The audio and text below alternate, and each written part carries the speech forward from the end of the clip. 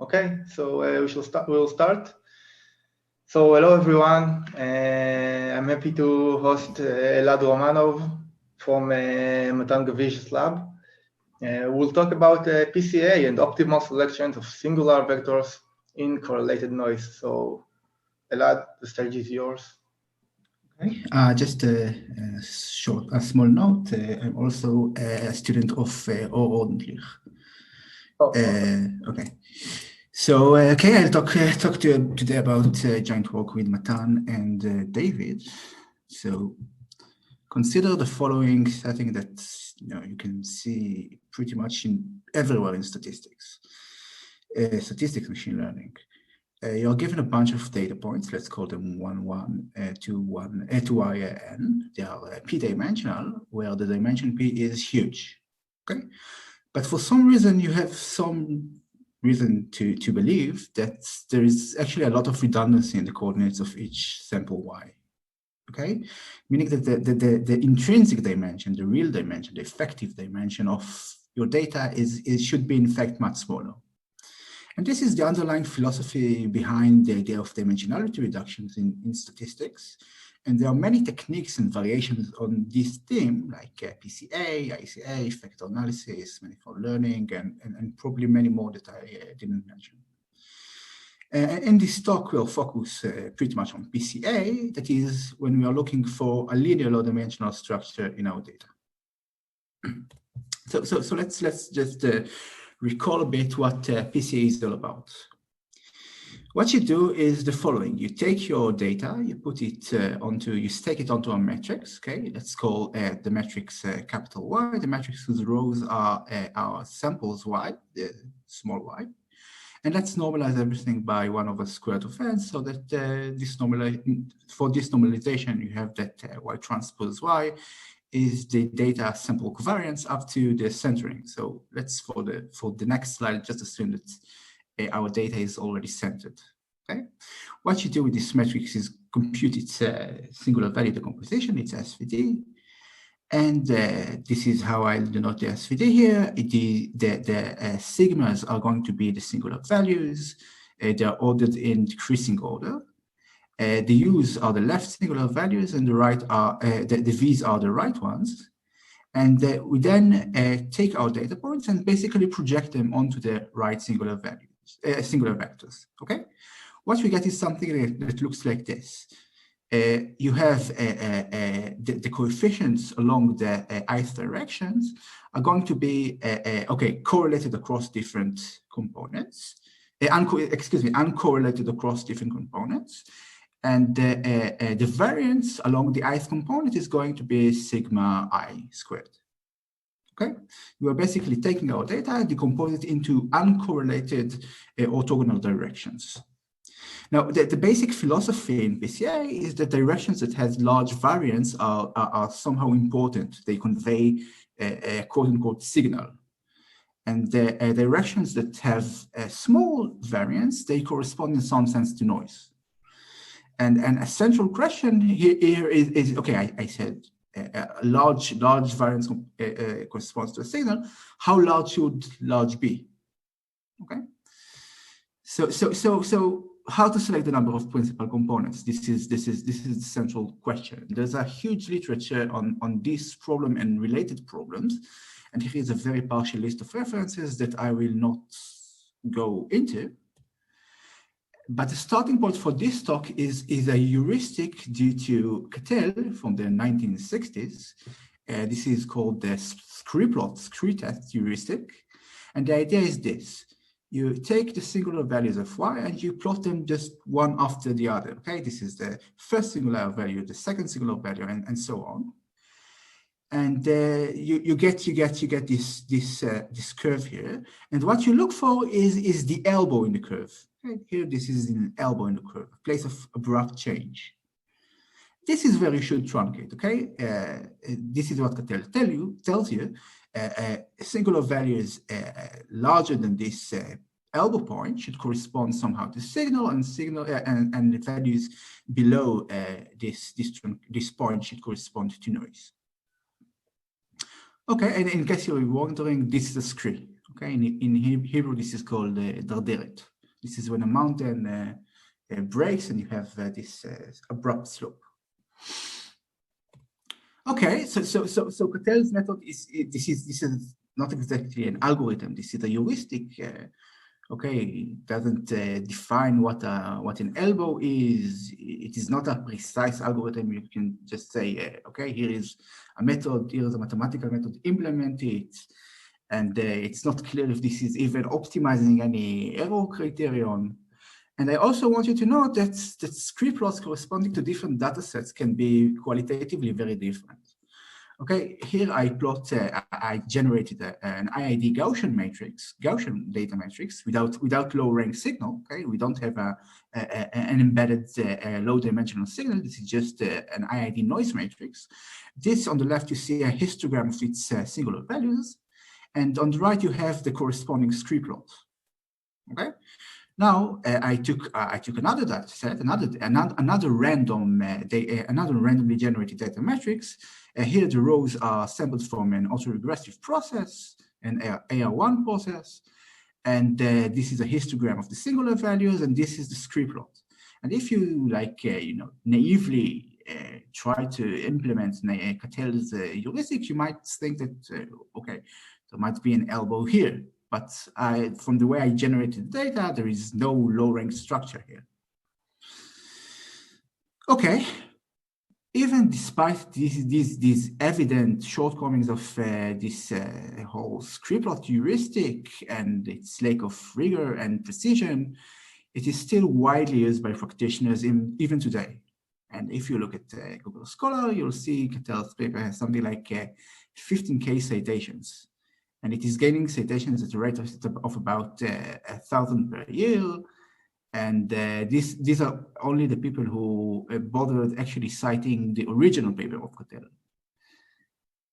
Okay, so Catel's heuristic is bad, and we want to propose something more precise, something more algorithmic, something more principled. And we indeed propose a method, and we call it screen knots. And NOT stands for Noise Adaptive Optimal Thresholding. This is a principal thresholding scheme that computes an optimal threshold. It does this adaptively by looking at the entire spectrum of our data matrix Y. And it is very simple to implement. And we also provide ready-to-use code packages in various languages.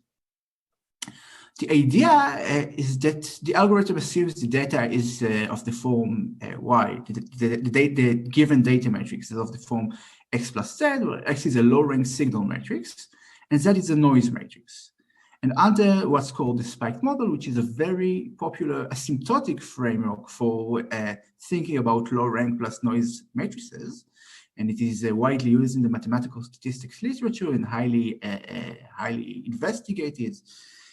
We are able to show that the proposed method has very strong optimality properties. Okay, this is an asymptotic model where the problem dimension goes to infinity, and we can show that with high probability, our method finds the optimal truncation threshold at finite dimension. Okay, the exact optimal truncation threshold at finite dimensions. And okay, I said an optimal threshold. Optimality here is measured with respect to Frobenius reconstruction error. Okay, the goal formally is to find a threshold T that minimizes this Frobenius distance. X hat of T is the singular value thresholding estimator given here, where this is the SVD of Y. Okay, what it does in words, it keeps all the singular values that are larger than T and discards all the rest. Okay, the goal is to tune T to get minimal error. Okay, if Frobenius error is a very nice measure in the context of PCA, if the data has the form X plus Z, and these X's are the low dimensional signal, which is what we want to reconstruct, Frobenius loss corresponds to the average L2 error across the entire sample. Okay, if you take these X hats to be the rows of the matrix capital X hat, up to this normalization we always use, The Frobenius norm between these two matrices is just the average L2 error, L2 distance between between all the samples. Okay, so optimizing with respect to Frobenius norm is equivalent to selecting components, so to minimize the average reconstruction error over the data sets. Okay, and the basic idea of the algorithm is going to be the following. Under the mathematical model or mathematical framework we'll use, the optimal threshold can be given exactly using random matrix theory in terms of the limiting noise spectral distribution. Okay, this limiting distribution is unknown in general, but it can be estimated from the spectrum of the observed matrix Y. And this will give us a consistent estimate for the exact optimal threshold. Okay, so my plan for the rest of this talk is to introduce the mathematical model we'll use, the spiked model, which, as I said, is a very powerful framework for thinking about PCA and related problems like lowering matrix recovery. And I'll describe to you the proposed singular value thresholding method, and this will rely on the technical framework I will have introduced by then. And I'll give you a small disclaimer. I will not actually give you the full details of the method, okay? While the formulas are very simple, just looking at them is highly non-informative, okay? We do not tell you anything of value. And my goal is to convey the underlying ideas. If you want the specifics of the method, how to compute the threshold, the exact formula, just go to the paper. Okay, so here now I'll introduce the mathematical model we'll assume throughout the rest of the talk. We observe n samples as before, y1 to yn, where each sample is p-dimensional, and we are formally considering a sequence of problems where both n and p go to infinity together. And we assume what's called in statistics the high dimensional regime, where p and n are of the same order. Okay, formally, this ratio, p over n, will tend to some limits, a constant which we denote gamma, and this is some constant between 0 and infinity. Now, R, the latent dimension of the signal, okay, the intrinsic dimension, is going to be fixed. So this is a model for data sets with very small intrinsic dimension in a very large observed dimension. And they will fix our variances sigma 1 to sigma r. They are we'll assume that there are no multiplicities in this sequence. This is a standard assumption in the singular value shrinkage literature, and has to do with the fact that Frobenius norm somehow doesn't play nice when there is multiplicities. And the low dimensional part of the signal will be constructed like this. We pick our uniformly random directions on in p dimensions, okay, and the low dimensional signal will have this form here, okay, where the coefficient of the ith direction is going to be a Gaussian with a variance sigma I squared. Okay, and this assumption that these directions are uniform is going to be actually important. Okay, it is important that the signal has somehow no favored, no preferred directions. Okay, we can also modify this. We can relax this assumption and instead assume that the noise has an orthogonally invariant distribution. These two assumptions are basically the same thing. Okay. What you observe is vectors y, which look like x plus noise, which we denote by z. And for this talk, we'll assume that this is Gaussian noise. It will be centered, okay? It will have mean 0, but an otherwise arbitrary covariance matrix, okay, which we denote by S. Now, we are doing asymptotic, so S is not a fixed covariance matrix. It is a sequence of p by p covariance matrices. And in order for the asymptotics to make sense, we need to assume some, well-behavedness of this sequence. And what we assume is the following. The eigenvalue distribution of S has some compactly supported limiting law, which we denote by H, If you haven't seen this sort of thing before, what I mean by that is that if you plot the eigenvalues of S, okay, you plot a histogram of eigenvalues, as the dimension grows, you eventually converge to some limiting shape, and this limiting shape is compactly supported. Okay, we'll also assume that S has no spurious eigenvalues in the sense that its largest and smallest eigenvalues converge to the edges of the support of H.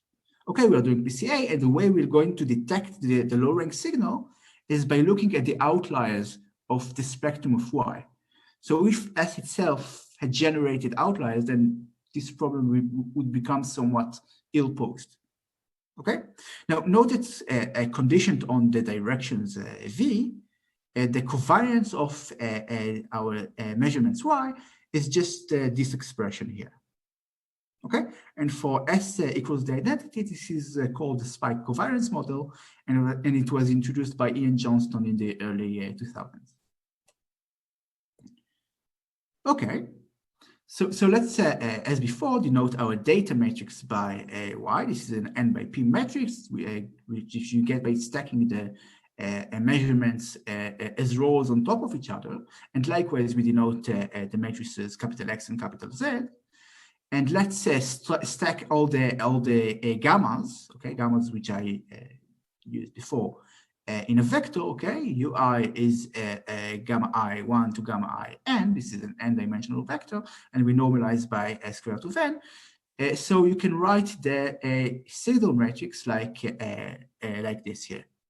Okay, and this is basically an SVD, because these vectors UI are basically essentially orthonormal. Okay, now we'll denote the SVD of Y by this expression here. These sigma hats are going to be the singular values, and these U hats and V hats are going to be respectively the left and right singular vectors.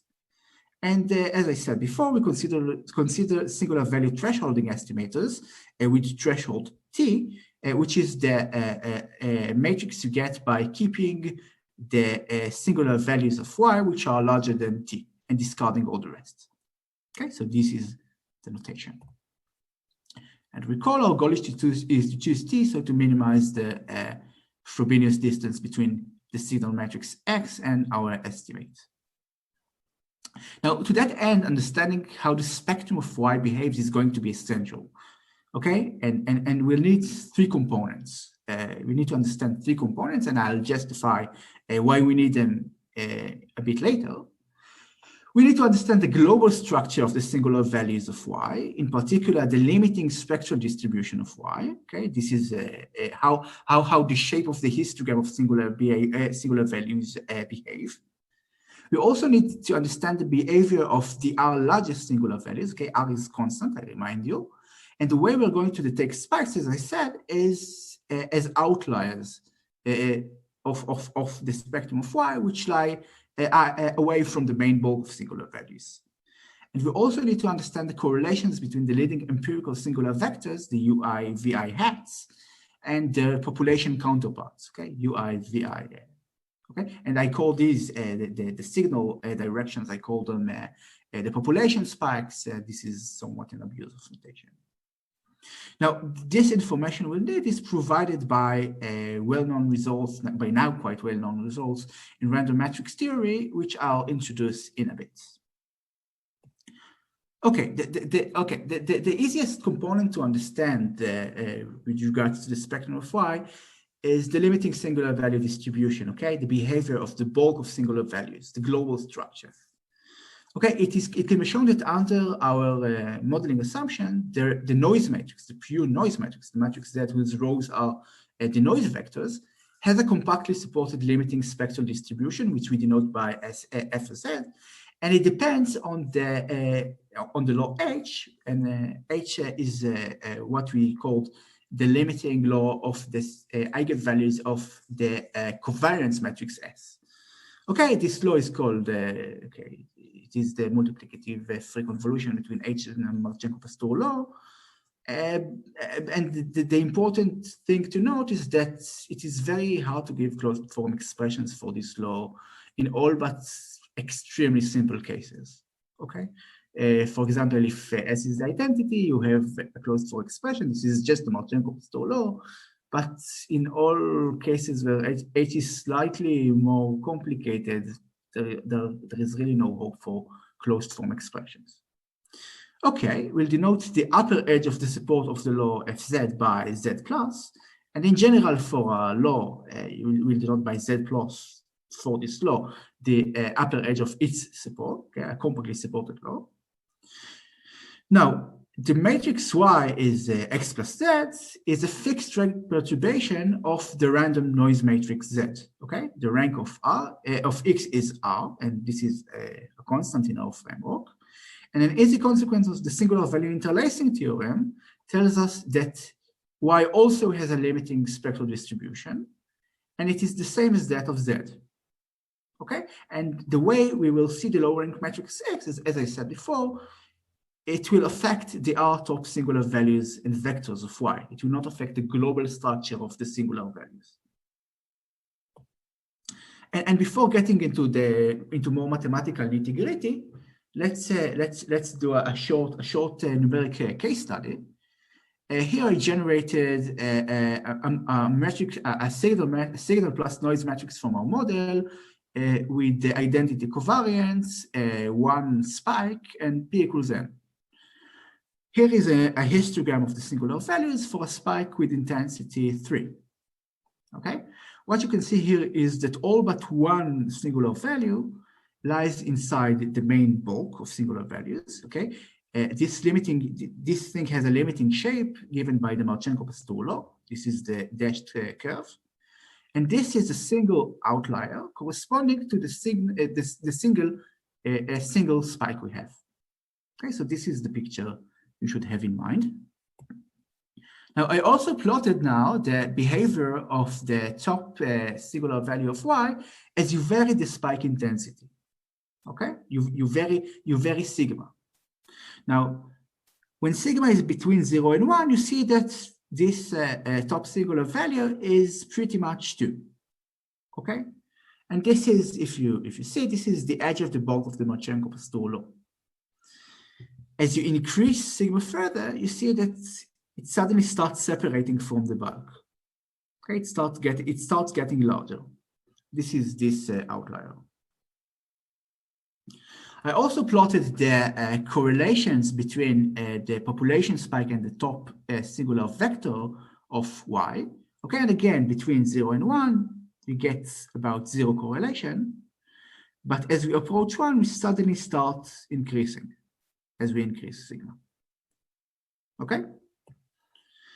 Before getting to the mathematics describing this phenomenon, I also wanted to just plot you some histograms of noise matrices you can get by choosing different limiting laws H, meaning different covariance matrices S. For example, on the left here, you have Marchenko-Pastur laws, here with shape gamma equals 1, here with gamma equals F.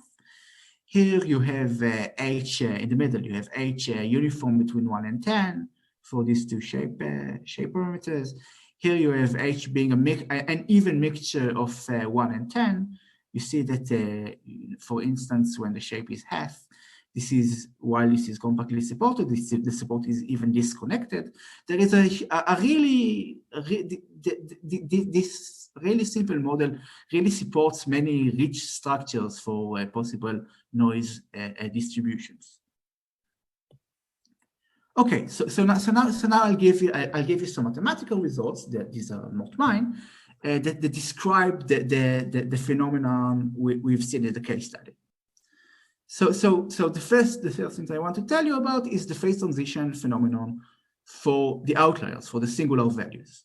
Okay, there is a threshold which I call here sigma critical, sigma C, with the following property: if a spike sigma I is smaller than this threshold, the corresponding ith singular value of Y is going to tend to the bulk edge of the noise.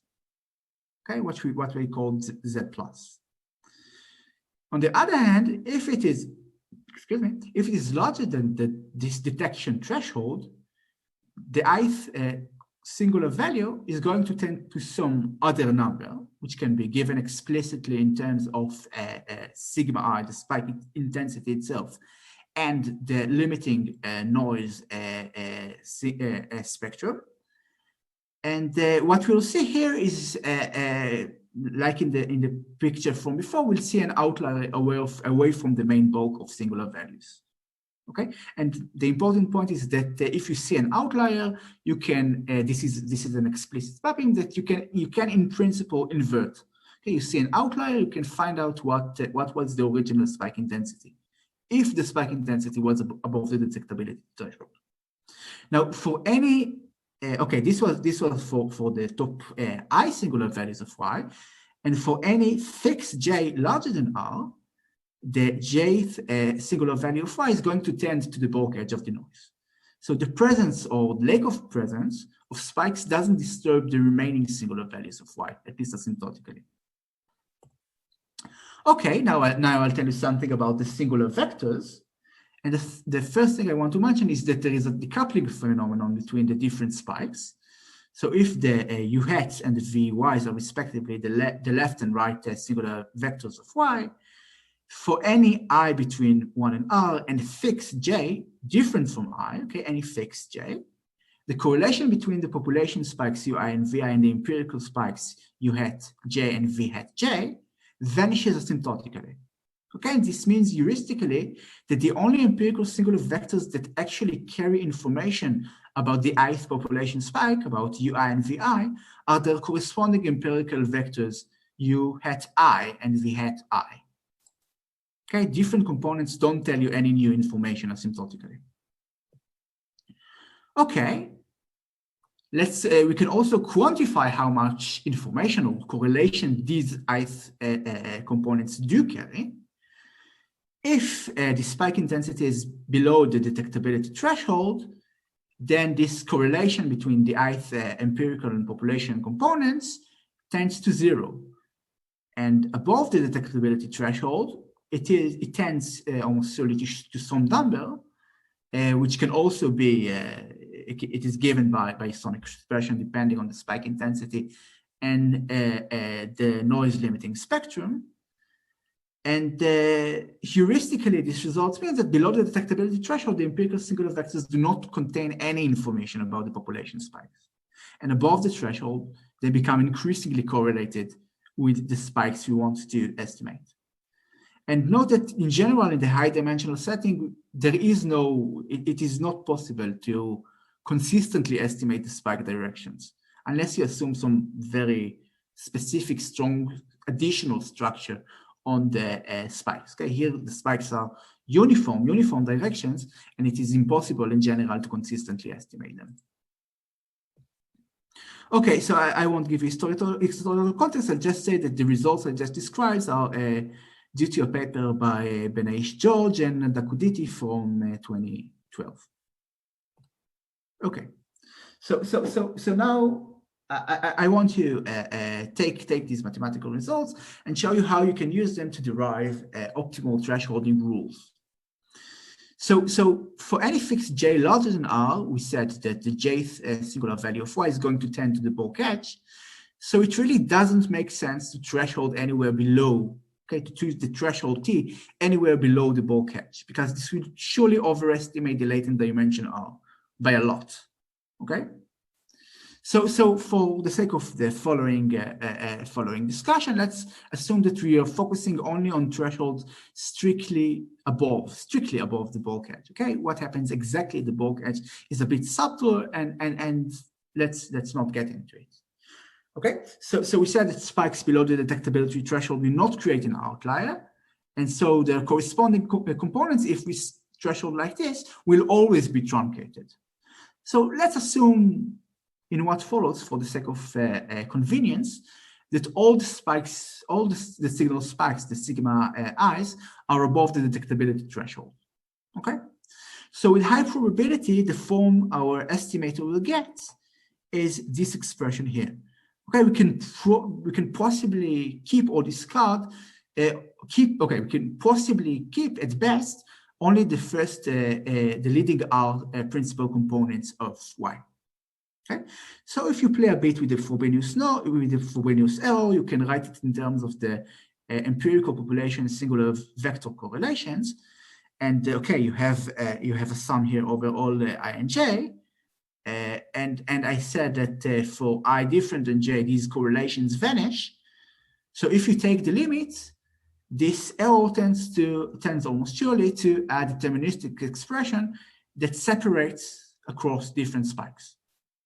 Okay, and the specific expression for this each term is not very important, but the following interpretation is: you suffer some error R0 if the limiting forward spike is smaller than the threshold, and you find and you suffer another error which you can call R1 if the forward spike is larger than T.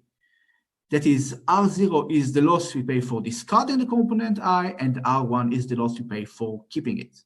And this whole thing asymptotically separates across the spikes.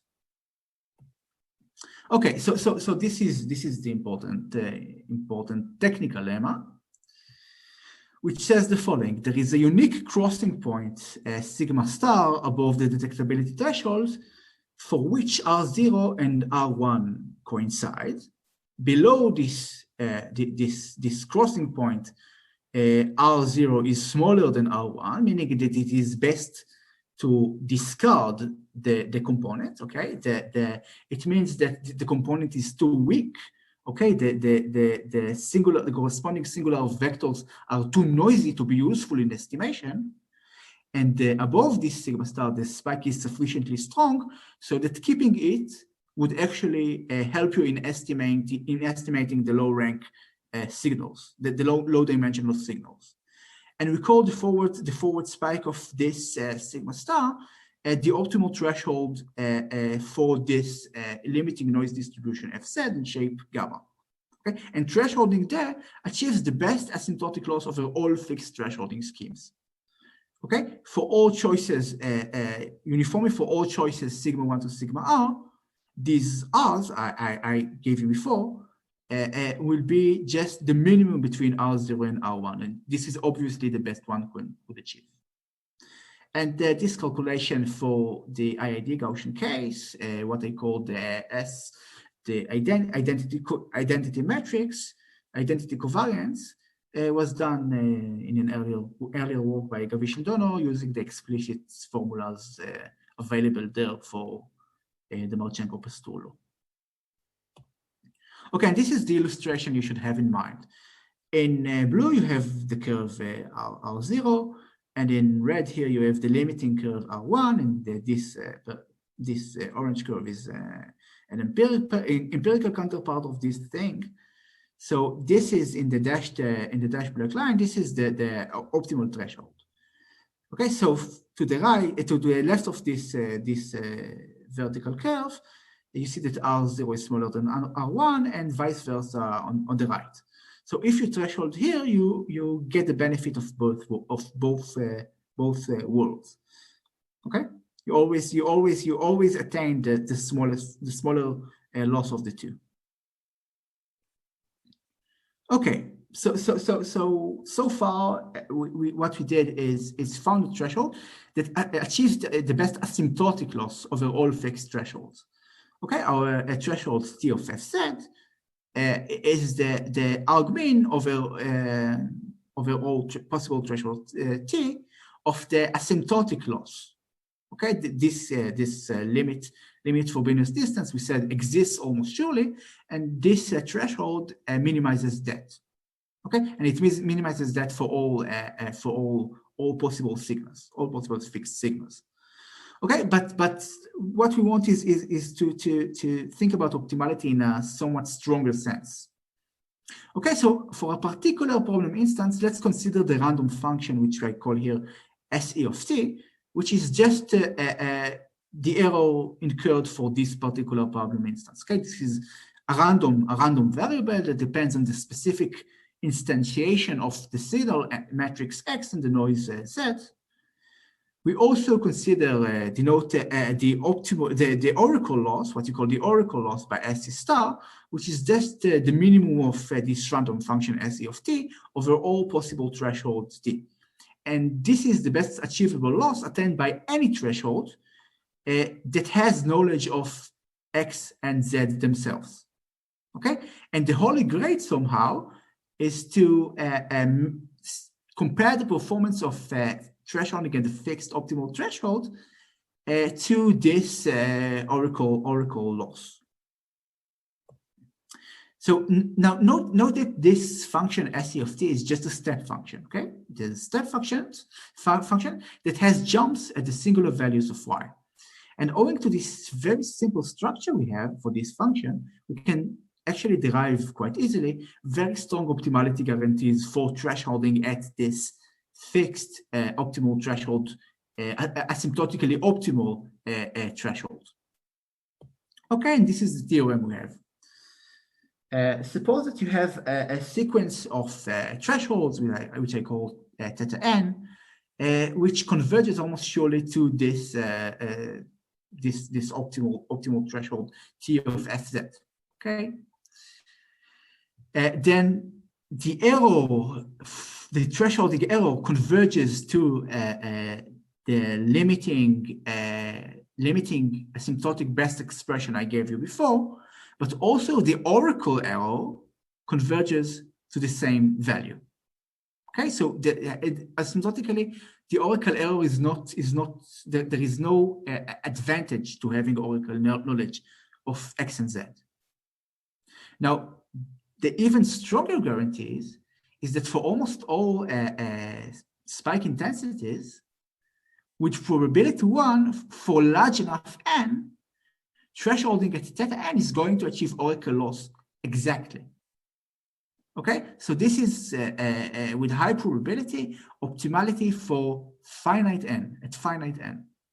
Okay, and this is a very a somewhat strong guarantee. Okay, and also this is the only optimal threshold is the only possible limit point theta star that has this property for almost all sigmas. And this is the picture you should have in mind. In blue here you see the function SE of t as t varies for a particular problem instance. Okay, a particular instance of the signal and the noise. And the goal is to find a threshold that nails this this optimal interval. Okay, the interval in which SE of t attains its minimum. Okay, and because this is an interval, one would not be surprised that it is possible to consistently attain exactly the minimum possible error with high probability. Okay, so the whole discussion so far hinged on the fact that the limiting noise distribution f of z is known. Okay, because all the quantities we needed, okay, in particular the optimal threshold itself, is a function of this fz. But fz is in general not known. Okay, in the IID noise case, this is a Marchenko-Pastur law, and in that case, indeed, we have explicit formulas. But in general, we don't have explicit formulas for fz, and calculating the threshold itself is very non-trivial analytically.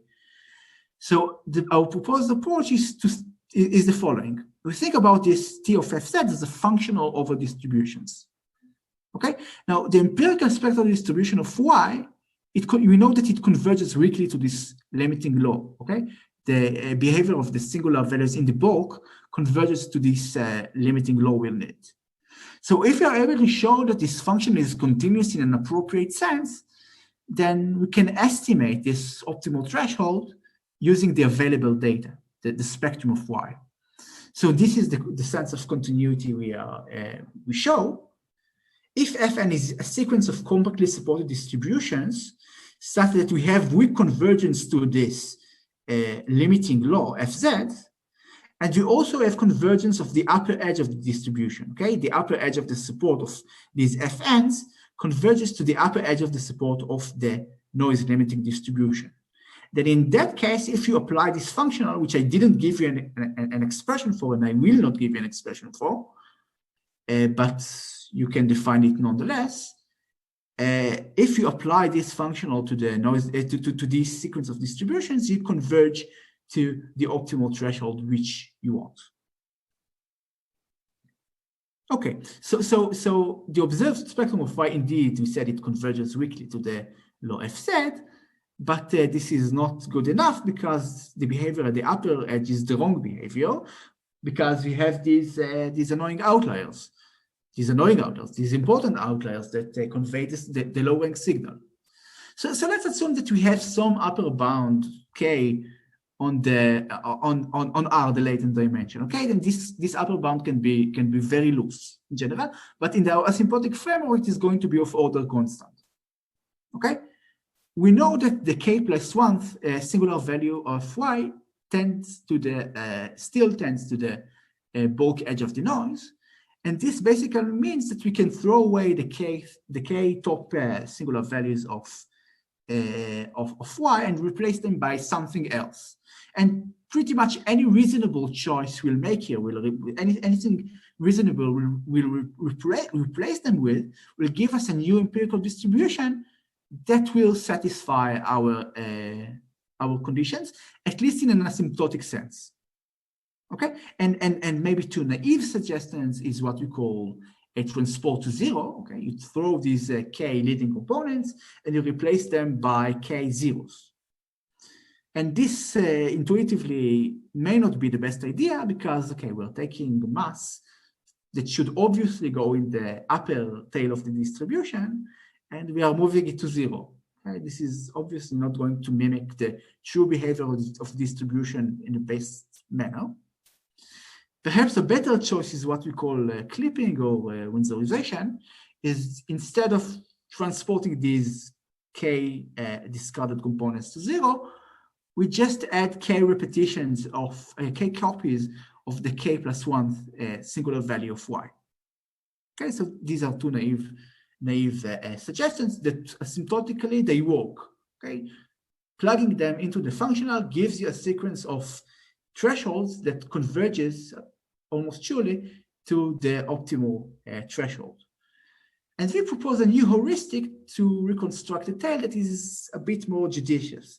It is based on the expected tail behavior of our limiting spectral distribution.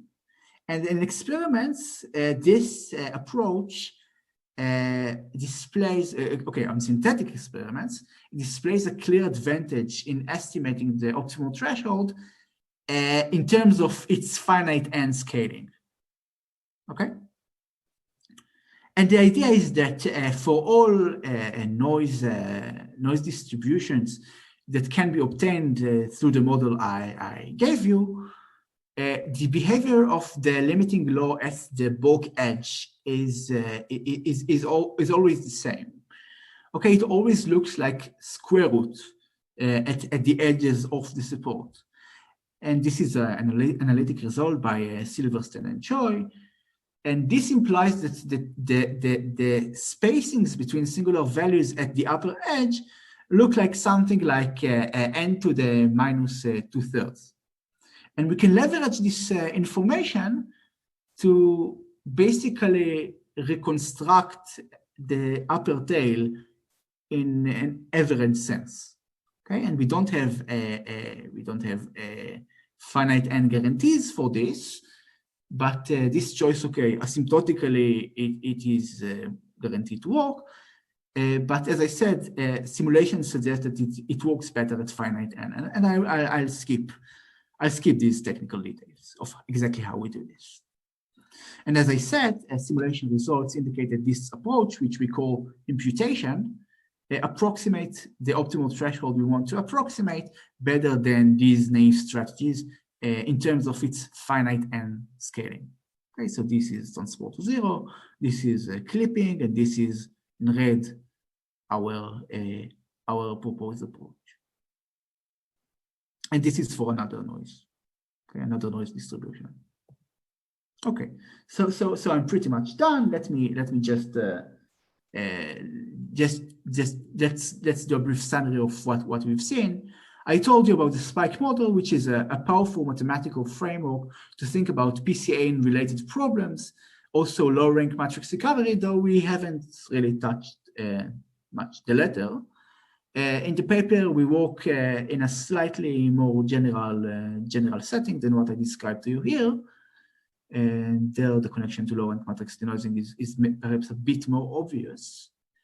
We also saw how to derive optimal truncation rules for PCA in correlated noise with unknown spectral distributions. And basic philosophy was that the optimal threshold is given by some function of the noise limiting spectrum, Fz, and we can approximate this unknown limiting noise distribution from the observed spectrum of Y. And this functional is continuous in an appropriate sense, and this gives a consistent estimate for the true optimal law. And the resulting algorithm we can show has very nice finite n guarantees. Okay, maybe more concluding remarks is if you have some interesting data sets you might want to try this on, please do let us know. We tried our method on synthetic data and it works fantastic. But if you have a real world data set, preferably one when you have some idea of how the ground truth should look like, then and you think you might want to run this on, we'd be very interested to hear how it goes. And we have implementations and code available online in various languages. This is the paper on archive, and thank you for your attention. I'm done.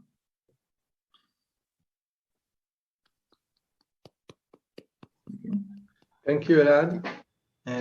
Are there any questions? Yes, Elad. So how you were assuming that P and N are proportionate, right? How crucial is this choice of range of parameters? This is the range of parameters in which random matrix asymptotics make sense. If P is significantly larger than N, then the whole thing breaks down. This is where you have you can say these type of relatively simple things about the spectrum of the associated random matrices. No, I understand the proofs break, yes. But for example, when you run the same experiments with different relations between P and N, the things okay, also... you have this shape gamma, but you right. Say how quickly the asymptotic predictions break. This is the sort of question you have in mind? Well, if you want, what happens when gamma goes to 0 to infinity? Okay, when gamma goes to infinity, okay, your correlations will always be 0. You can not do estimation. Okay, you can thresholding that doesn't make sense anymore. When gamma goes to 0, you can actually estimate everything consistently. Okay, so you're able to detect the spikes perfectly. You always you're able to consistently estimate the spikes themselves. You are always able to consistently estimate the signal up to, yeah, you can pretty much recover everything perfectly. Yeah. Thanks.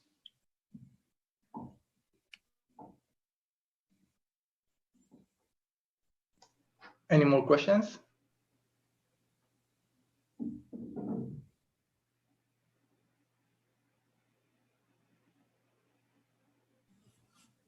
You have a question in the chat. Okay. Noga asks about the code, right? Yes, we have the code supplement at this URL. I think you have the only Python code at the moment. If you want code in R, in R or MATLAB, I can send you we want to upload the packages to Siran and PyPy and all that, and it is taking a bit longer than we would have wanted it to take. We'll hopefully be able to have this online in a public space soon. In the meantime, in this URL, you have Python implementations of this procedure. Okay. Okay. Okay. So thank you, Elad, again. My pleasure. Yeah. And see you all next week. Bye. Thank you. Bye.